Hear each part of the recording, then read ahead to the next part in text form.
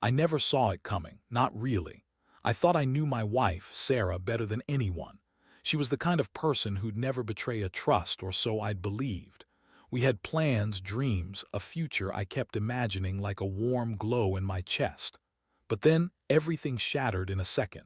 It started a couple of weeks ago when I noticed her phone kept buzzing in her purse. She'd always kept her phone closed, but lately she'd get these strange messages late at night, quick glances, then hurriedly put it away. I brushed it off initially, telling myself it was nothing. Maybe work, maybe a new friend. But the gut feeling kept gnawing at me. Something was off. One evening, I decided to check her phone while she was in the shower. I never would have done that before unless I'd had a reason, but that night, everything just felt wrong. I slipped the phone out of her bag, unlocked it with a hunch, and scrolled through. I didn't find anything overt at first. No explicit texts, no revealing photos.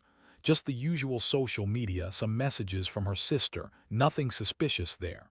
Then I saw the message thread. It was recent and it made my stomach turn. I saw her sister's name and a string of messages that made no sense at first. Then I read the words. They were intimate, flirtatious, almost reckless. I could see the way was talking like they shared some secret language. My wife was replying with the same tone. It hit me like a punch to the gut. They'd been sleeping together. My knees went weak. My palms turned clammy. I could feel my heart pounding like a drum inside my chest. I stared at the screen, stunned. How long had this been going on? Weeks, months, and I had no idea. The betrayal cut deeper than I'd ever thought possible. My best friend's sister, someone I considered family, was secretly sleeping with my wife right before our wedding. I had to sit down. My stomach was twisted in knots. My mind was racing, trying to process this, trying to understand how I missed all the signs. There had been small things: visiting, Sarah's late-night calls, the way she'd always seemed distracted lately, but I'd brushed it off as stress or work. Never once did I suspect such a betrayal. I remember holding the phone in my trembling hand, feeling the weight of it. The evidence was right there, plain as day. I didn't need anything else. The only thing I could think about was how I was going to confront her, how I'd handle seeing again knowing what I now knew. That moment, staring at that screen, everything changed. I knew my marriage was over before it even officially started. There was no turning back from this. I kept the phone in my hand for a long time afterward, feeling the cold metal against my palm. My mind kept replaying the last few months, trying to piece together everything I'd missed. I could feel the anger bubbling up, hot and fierce. I had trusted her. I had trusted too. And now all of it was tainted. I knew I couldn't just let this slide. I had to think about my next move. I had no idea what I was going to say or do, but I knew I wouldn't let this slide without consequences. It was a betrayal on every level. I had to plan carefully because once I stepped into that confrontation, there would be no going back. I looked at the phone once more, then tucked it into my pocket. The world seemed to tilt slightly. My stomach clenched like I'd been punched. I felt a cold sweat breaking out along my back. I had to find a way to make her see how deep her betrayal was. And, well, she was just as guilty. Their affair was no longer just a secret. It was staring me in the face. I decided I'd wait until I was calm enough to confront Sarah, but the fire inside me had already ignited. This was going to end, one way or another, and I'd be damn sure she'd remember that. The next few days felt like walking through a fog.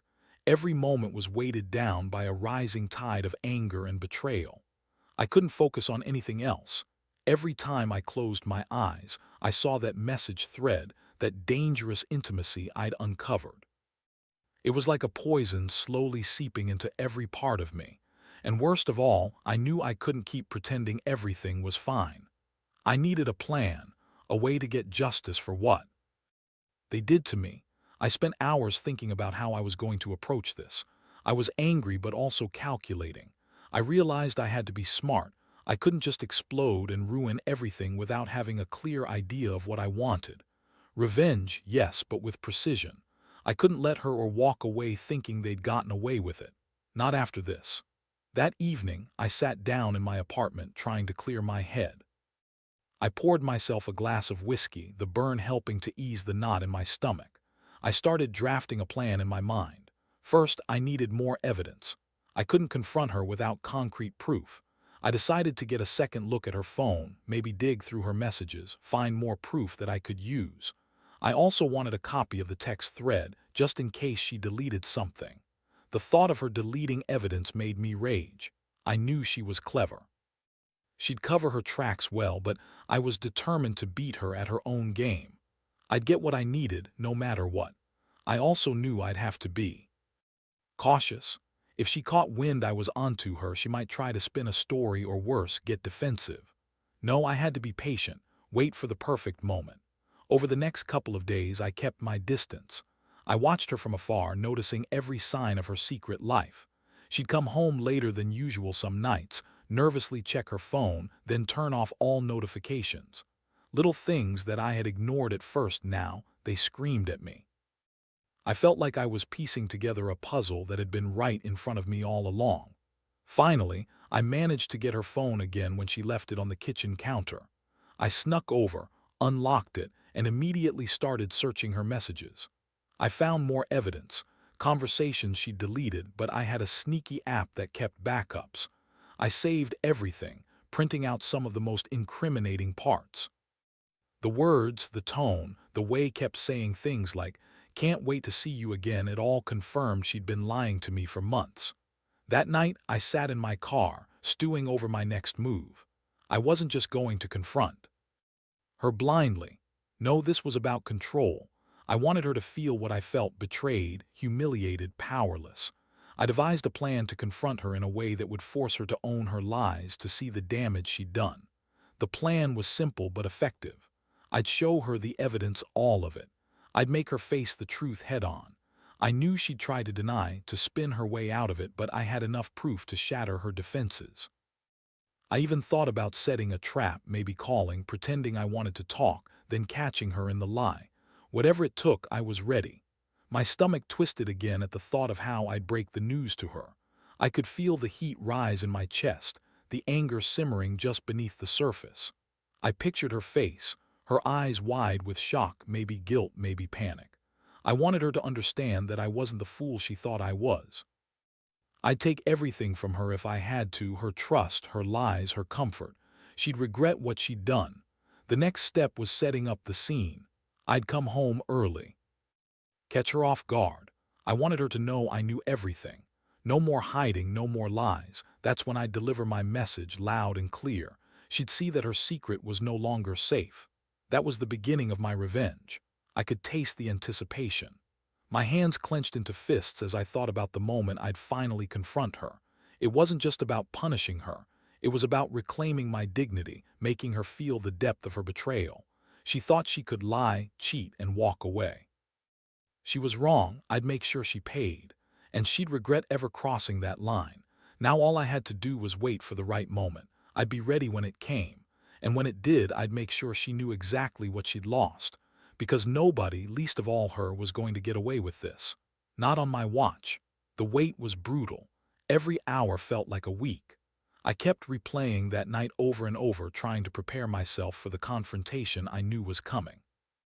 I wasn't naive enough to think she'd come clean easily. No, I knew Sarah. She'd try to deny, to minimize, to spin her way out of it. But I had the proof now, and I was determined she'd see it. I decided to bring everything I had: screenshots, printed messages, the backup app logs. I wanted her to understand this wasn't just a slip-up or an accident. It was deliberate, calculated, and it had gone on for too long. I also knew I had to be firm but cold. No yelling, no accusations that would just push her away further. I wanted her to see that I was serious, that I had all the leverage now. That evening I got home early. The house was silent except for the faint hum of the fridge and the ticking clock. I took a deep breath, feeling my stomach tighten with nerves. I didn't want to show her how much this was affecting me, at least not yet. I just wanted her to face what was coming. I found her in the living room, sitting on the sofa, scrolling on her phone. Her face lit up when she saw me. "Hey babe," she said, trying to sound casual.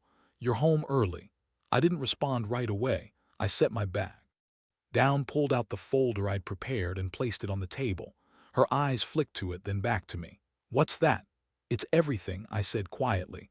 "All the messages, every lie, every secret. I thought you should see it all." Her face drained of color. "What are you talking about?" I pulled out my phone and turned the screen towards her. "This," I said, showing her the messages. Her eyes widened as she recognized her own words, her secret life laid bare. The guilty in her eyes was instant. She tried to speak, but I cut her off. "This is months of lying to my face. How long, Sarah? How long have you been sneaking around with?" She looked down, swallowing hard. "It's not what you think." "Oh, I think it's exactly what I think. You and your sister playing some sick game in the shadows while I was planning our wedding. How stupid do you think I am?" Her hands trembled. "I never meant for you to find out like this. I was scared, okay? I didn't want it to ruin everything." "That's bullshit." I snapped. "You lied for months, lied about where you were, who you were with. You made me doubt myself for longer than I want to admit. And you're supposed to be family. How could you do this?" She looked like she wanted to crawl out of her skin. I was weak. "It meant nothing, I swear." "No, you don't get to make excuses," I said, voice shaking. "This isn't some mistake. It's betrayal, pure and simple, and you're going to regret it." Her eyes filled with tears. "Please don't do this." "We can fix it. I love you," I interrupted, her voice cold. "Love? There's no love left. All I feel now is a deep, burning rage, and I'm done pretending this didn't happen. You're out of my life, Sarah, you and both." She broke down then, sobbing, clutching her face. "Please, don't end it like this. We can go to therapy, talk anything, just don't throw everything away." I shook my head. "You've already thrown it all away. I'm not interested in your apologies or your excuses. I want you to know that I'm done. Done trusting, done waiting, done pretending. I don't see what you've been doing behind my back." I reached into my pocket and pulled out the keys, placing them on the table. "Here, your stuff. I want you to leave tonight. I don't want to see you again." She looked at me, eyes wide and pleading. "Please." "No," I said sharply. "No more lies, no more secrets. You had your chance and you blew it. You lose your right to be part of my life." She stumbled to her feet, crying harder. "You're making a mistake. You don't understand." "I understand perfectly." I cut her off. "And I don't want to hear it, just go." She grabbed her purse and hurried out the door, leaving me standing there, angry and hurt, but finally relieved that I'd taken control. The silence that followed was deafening. I looked around my empty house, feeling the weight of everything lift just a little. That chapter was finally closed. As I watched her car disappear down the street, I felt a strange mix of emptiness and clarity. I'd been betrayed by someone I loved, someone I trusted more than anyone else. But I also realized stronger than I thought. I'd face whatever came next, and I'd rebuild bit by bit better than before. What I learned: sometimes the only way to get closure is to take action, and sometimes the cost of betrayal is a clean break. The days that followed felt like a weird kind of relief, mixed with an undercurrent of chaos I couldn't quite shake. I'd cut her out, no calls, no texts, no contact at all. Honestly, I didn't want to hear her voice, see her face, or even think about her anymore. But beneath that surface, I knew the real work was just starting. I had to figure out exactly how to hit back, not with words, but with actions that would send a clear message. I was done being the victim. Now I'd become the one who took control. First thing I did was gather every shred of evidence I had: screenshots, the printed messages, backups. I wanted to make sure I had everything stored securely, just in case she tried to spin some story or delete proof. I also made a plan to reach out to my former sister-in-law to get her side. I'd been quiet about it before, but now I had no intention of letting her off the hook. If she thought she could just walk away from this, she was dead wrong. I contacted through a burner phone I bought earlier that day. I kept the tone casual but pointed. I told her I knew everything, that I had the proof, and I wasn't interested in her apologies. I told her she'd crossed a line and that I'd be exposing her sooner rather than later. Her initial response was defensive, trying to deny or justify. I didn't bother arguing. I simply told her to think about what she wanted her future to look like, because I was going to make sure everyone knew what she'd done. Meanwhile, I started planning how to expose the affair publicly. I wasn't about to let her and walk away with no consequences. I wanted to make sure their reputation took a hit, maybe even push them to face some accountability.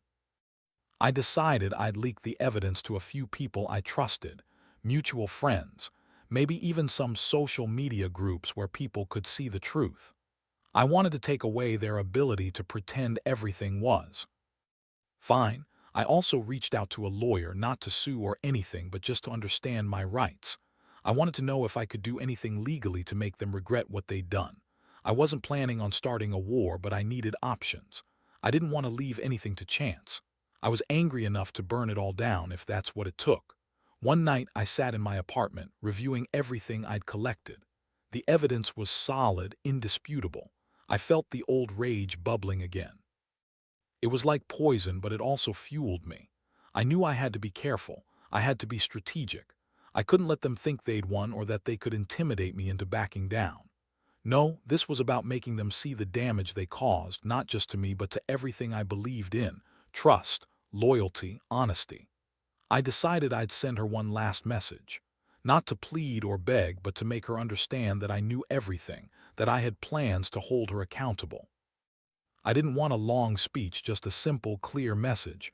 I typed out, "You took everything from me, the trust, the love, the future I envisioned. Just so you know, I've got all the proof and I'm going to make sure everyone sees it. Consider this your warning. Don't come back. Don't try to contact me again. If you do, I'll make sure the truth is unavoidable." Sending that message felt like finally taking a deep breath after holding it in for too long. I watched the little delivered icon pop up, and a part of me felt satisfied. This was my way of reclaiming some power, even if it was just a little. That night, I finally allowed myself to feel the full weight of everything. My stomach was still clenched, my palms sweaty, but I felt a strange sense of liberation. I'd done what I needed to do: cut her out, exposed her, and set the stage. Whether she responded or not, I knew I was moving forward. It was a scary, uncertain feeling, but I also knew I'd never be a pushover again. Not after this. What's next? I've got the evidence, the plan, and now the resolve. Now I have to see how they react and what my next move will be, but I'm ready, because betrayal like this, it changes you, and I refuse to let it define me. The fallout came faster than I expected. I thought I'd get some kind of reaction, maybe a denial or at least a desperate attempt to save face, but what I got was silence. Dead silence. No texts, no calls, just the eerie quiet that settled over everything like a heavy curtain. I kept waiting for her to reach out, to try to explain or to beg for forgiveness, but nothing. It was almost worse than an explosion. It was the sound of everything just stopping. Then, a few days later, I saw her social media profile. I wasn't surprised to see she deactivated it. I knew she was trying to disappear, maybe hoping I'd forget or move on. But I wasn't going to let her. No way. I'd already made my move. Now I had to see if she'd actually have the guts to face the consequences or if she'd just run and hide. Meanwhile, posted a vague story, something about bad decisions catching up and the truth coming out. Of course, she didn't name anyone, but I knew exactly what she meant. She was trying to save herself, but I'd made sure everyone knew the truth. I'd leaked enough to ruin their reputation if they weren't careful. I wanted her to feel the weight of her choices, crippling guilt, shame, and the loss of her family's trust. One night, I finally decided to confront Sarah face to face. I didn't want to leave anything hanging. I needed to see her, to look into her eyes and know she understood exactly what she'd done. I knew she'd tried to lie, to twist everything, but I didn't care anymore. The damage was done, and I wanted her to see how much she'd lost. I arranged to meet her at a quiet coffee shop, one where I could keep her cornered without too many witnesses. When she arrived, she looked different. Pale, nervous, a shell of the confident woman I once loved. She sat down across from me, avoiding eye contact. "You're not even going to try to deny it now," I said, voice low but steady. She swallowed hard. I didn't mean for it to get this far. I was weak. I didn't want to hurt you, but I did know how to stop myself. I clenched my fists on the table, feeling the tension in my jaw. "Weak. You were weak for months, Sarah. While I was planning our future, you were sneaking around like some secret lover. How could you lie to my face every day?" She looked down, tears streaming down her cheeks. "I was scared. I thought if I told you, you'd leave me. I didn't want to lose everything." I took a breath, trying to keep my voice from cracking. "You already did. You lost me when you decided lying and cheating were more important than honesty. And she's just as guilty. You both ruined everything."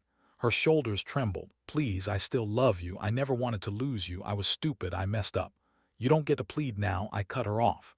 "I've seen the proof. Every lie, every secret, you decided I wasn't worth the truth.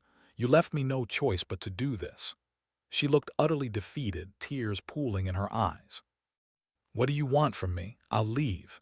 I'll go far away if that's what you want. Just do." "Ruin me completely." I shook my head slowly.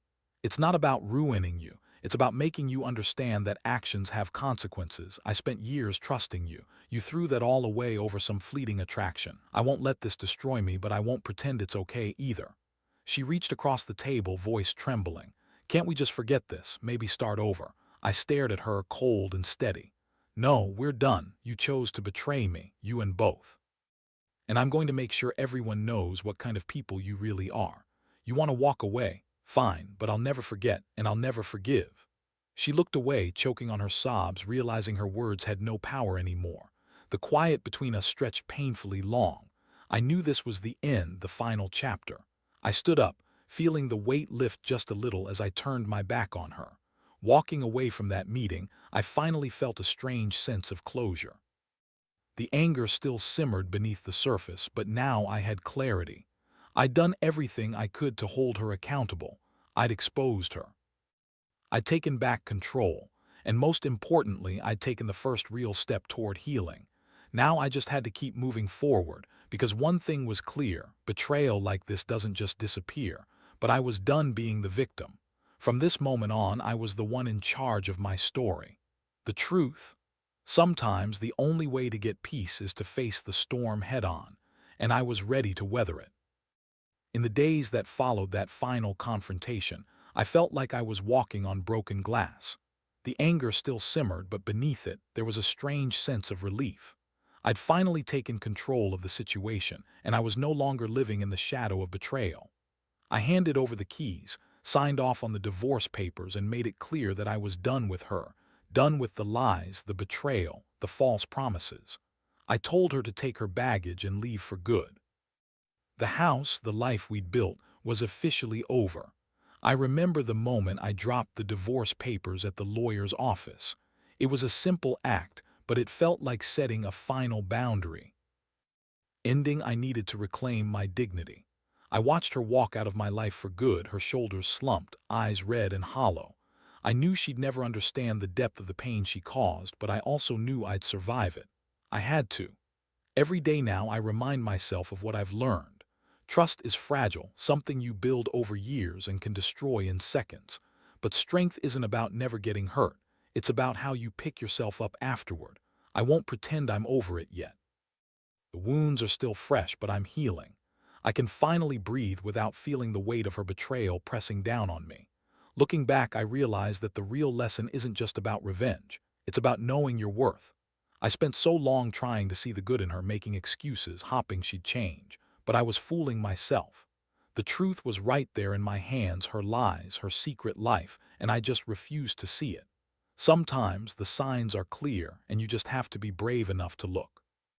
I also learned that revenge isn't about destruction. It's about restoring your power.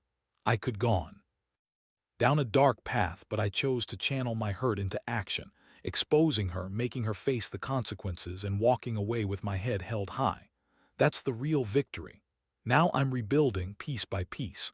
I'm reconnecting with friends, focusing on my career, and rediscovering who I am outside that toxic relationship. The pain still lingers, but it's tempered with clarity. I know I'll be okay. Stronger, wiser, and more cautious about who I trust.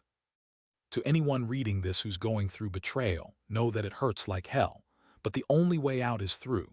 Face it head on, gather your strength, and take back control. You don't need revenge to heal, but making the truth known can be a powerful part of the process. Trust yourself to move forward. Because in the end, you're the only one who can decide what your future looks like. I closed this chapter finally. And I know, without a doubt, I'll never let anyone hurt me like that again. That's the real lesson. Never ignore the signs. Never settle for less than the truth. And always remember, you're worth more than betrayal.